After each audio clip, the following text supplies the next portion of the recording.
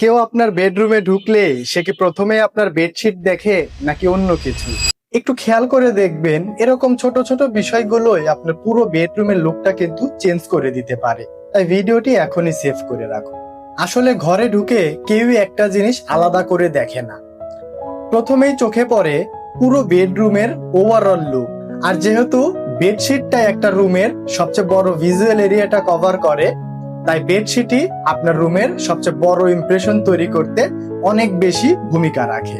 বেডশিটের colour, পিলোর arrangement, পর্দা আর পাশাপাশি ছোটখাটো কিছু জিনিস, এই সবগুলো একসাথে যদি ব্যালেন্স লাগে, তাহলে বেডরুমে এক্সপেন্সিভ ফার্নিচার না থাকলেও বেডরুমটা অনেক বেশি সুন্দর আর গোছানো লাগে। আর একটা জিনিস খুব সুন্দর হলেও কিন্তু রুমের সাথে যদি না মেলে, তাহলে ওই জিনিসটা সুন্দর লাগলেও পুরো বেডরুমটা কিন্তু সুন্দর লাগে না। তাই বেডরুম সাজানোর সময় সবকিছু আলাদা করে সুন্দর করার চাইতে সবগুলোর মধ্যে একটা হারমোনি রাখা অনেক বেশি প্রয়োজন। এমন প্র্যাকটিক্যাল বেডরুম ও বেডিং আইটেম নিয়ে টিপস পেতে অবশ্যই তন্দ্রলয় ফলো করে দিন।